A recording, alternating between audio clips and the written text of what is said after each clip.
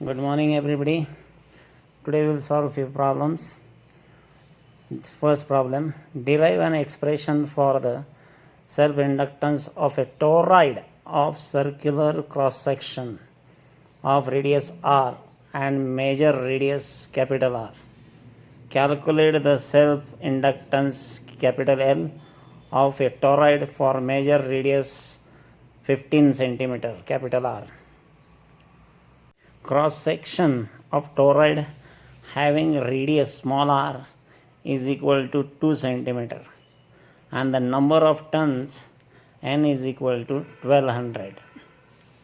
आता आपल्याला प्रश्न दिला आहे का derive an expression for the self inductance आणि त्याच्यामध्ये टोरॉइड दिला आहे ज्याचं क्रॉस सेक्शन रेडियस जे आहे दोन प्रकारचे आहेत, स्मॉल आर आणि कॅपिटल आर. आता पहिल्या भागावर आपण थोडं फोकस करू का आपल्याला त्यांनी सांगितलं एक्सप्रेशन काढा.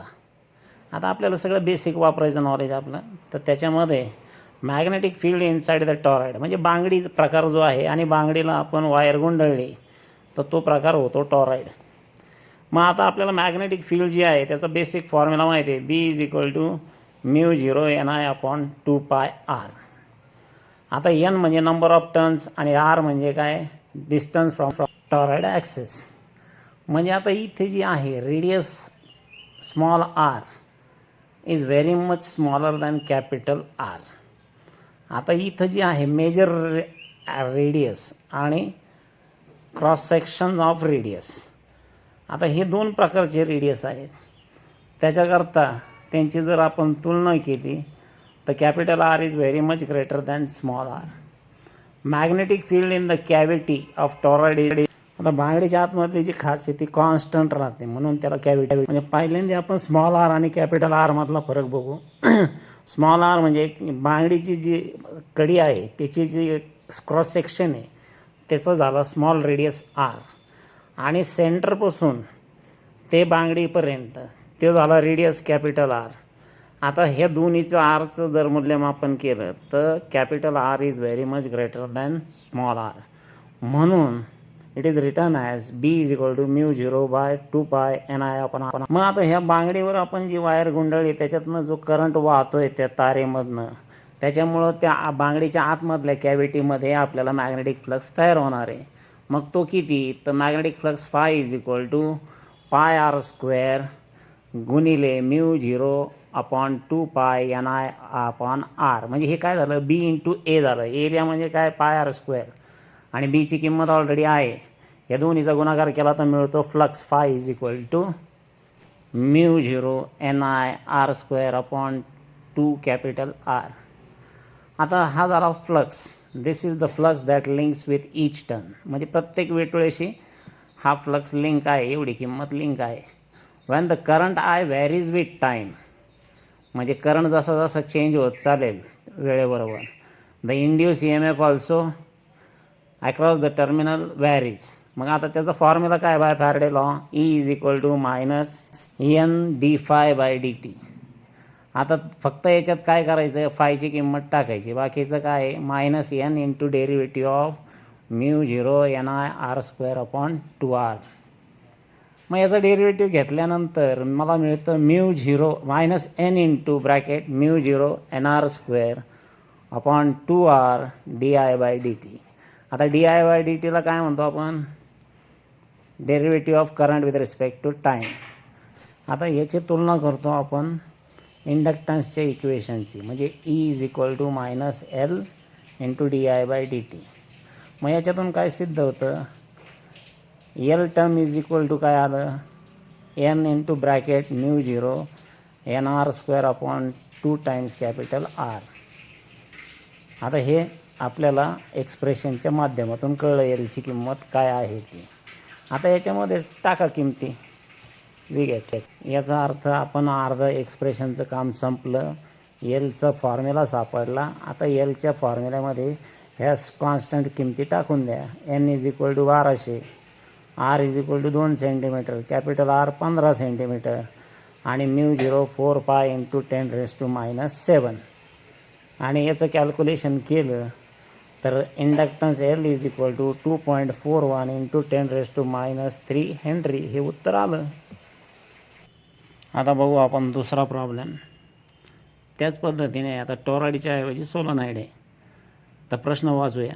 Consider a uniformly wound solenoid having n turns and length L. The core of the solenoid is air. Find the inductance of the solenoid of N is equal to 200 L बरोबर 20 centimetre and cross sectional area 5 centimeter square. Calculate the induced EMF if the current flowing through the solenoid decreases at the rate of 60 amperes per second. प्रश्न सुटसुटीत आहे, समजून घ्या फक्त. आपण solenoid घेतो. सोलोनाइडचा अर्थ सांगितलेला आहे पाईपाचा तुकडा, त्याच्यावर वायर गुंडाळली. आता याच्यामध्ये आपल्याला करंट सोडायचं वायर गुंडाळलेल्या याच्यात. म्हणजे काय होईल, मॅग्नेटिक फील्ड जी आहे पाईपाच्या आतली जे जिथून पाणी वाहत असतं ती पोकळी जी आहे त्याच्यामध्ये मॅग्नेटिक फील्ड तयार होणार आहे. मग आता मॅग्नेटिक फील्ड जे आहे, मग आता ही मॅग्नेटिक फील्ड आपल्याला मॅग्नेटिक फील्डचा कन्सेप्ट मॅग्नेटिक फ्लक्सपासून येतो. कारण का, आपण वायरमध्ये करंट काय करतो, आपण पास करतो. व करंट पास झाला की मॅग्नेटिक फील्ड तयार होतं सेंटरला.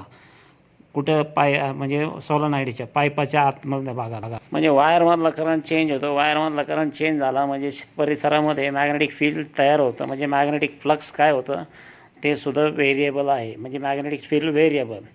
आणि पुन्हा त्या कॉईलमध्ये आपल्याला इंड्यूस EMF जनरेट होत असतो त्या वायरिंगमध्ये. तर मग magnetic flux connected with the turns of wire किती जाईल, 5 × 5 = BA. आता B किती आहे, μ0 NIA. याच्यात स्मॉल n दिला आहे. स्मॉल n म्हणजे काय, capital N/L number of turns per unit length.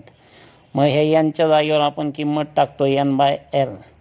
तर आपल्याला नवीन इक्वेशन मिळतं μ0 × N/L × I × एरिया. आता आपल्याला माहिती आहे इक्वेशन नंबर 1 आपण एक्सप्रेशनमध्ये सेल्फ इंडक्शनच्या मागच्या लेक्चरमध्ये बघितलेलं आहे. L = N∅B/I. मग ह्या इक्वेशनमध्ये आपल्याला फायची किंमत टाकायची. म्हणजे L = काय येईल, N/I × B ची किंमत काय, μ0 N/L into bracket complete part multiplied by I × A. म्हणजे आता आपल्याला काय मिळालं, L = N∅B/I. Equation number 1 self इंडक्शनच्या एक्सप्रेशनमधलं. तर पुढं L = इक्वेशन येतं μ0 इंटू ब्रॅकेट N² × A. मग आता μ0 काय, कॉन्स्टंट. N काय, कॉन्स्टंट. L काय, कॉन्स्टंट. एरिया काय, कॉन्स्टंट. किमती दिलेल्या आहेत ह्या टाका. We get the value. L is approximately equal to 0.126 millihenry. आता आपल्याला उत्तर मिळालं इंडक्टन्सचं. आता पुढं काय काढायचं, EMF. मग आता EMF म्हटल्यानंतर induce EMF of the solenoid किती आहे, EL = -L × di/dt. आता Lची किंमत काढलेली आहे आणि आपल्याला di/dt दिलेलं आहे. Rate of the current decreases with respect to 60 Ampere/second. म्हणजे उतरत आहे, मायनस झाला current. Minus into minus plus 0.126 × 10⁻³ × 60. उत्तर 7.56 मिलीवोल्ट. अशा पद्धतीने प्रॉब्लेम सोडवायचा. आता आपण घेऊ एक तिसरा problem. The self-inductance of a closely wound coil of 200 turns is 10 millihenry. Determine the value of magnetic flux through the cross-section of the coil when the current passing through the coil is 4 milliampere. प्रश्न एकदम simple आहे, पाहून घ्या, समजून घ्या आणि मग आपल्याला कळेल की नेमकं काय आहे ते. आता आपल्याला दिलेलं आहे self inductance of a coil of 200 turns म्हणजे 200 टन 200 वेटोळ्याची. आपल्याला इंडक्टन्स Lची किंमत 10 मिली हेनरी दिलं आहे. म्हणजे L = 10 millihenry. Number of turn capital N किती दिला आहे, 200. आणि त्याच्यानंतर सांगितलं आहे का determine the value of magnetic flux, म्हणजे फायची किंमत काढायची. पण कुठे काढायची? तो म्हणजे एक कॉईलचा वेढा, ज्याची आपल्याला जाडी जी आहे, वायरची जी जाडी त्याला क्रॉस सेक्शन म्हणतो आपण, तर त्याच्यातून आपल्याला व्हॅल्यू ऑफ मॅग्नेटिक फ्लक्स काढायची. कधी? ज्या वेळेस करंट कितीचा असला पाहिजे त्याच्यातून पास होताना 4 मिली ॲम्पियरचा.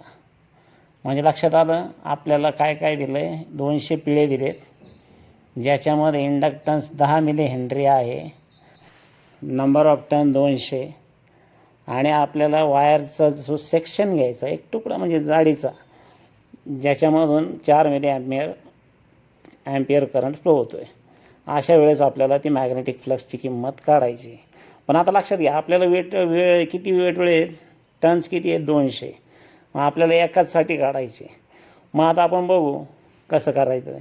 आता तुम्हाला माहिती आहे total value of magnetic flux phi is equal to L into I. म्हणजे magnetic flux associated with the coil काय आहे? 200 टनला मॅग्नेटिक फ्लक्सची किंमत आपण काढतो आहे. मग phi is equal to L into I. L तर दिलेला आहे, करंट पण दिलेला आहे. L किती? 10 मिली हेनरी. आय किती? 4 into 10⁻³ that is milli ampere. मग आता हे युनिट्स कन्वर्ट करा. मिली हेनरीचं 10⁻³ ने गुणा, मिली ॲम्पियरचं 10⁻³ we get phi is equal to 4 into 10⁻⁵ weber.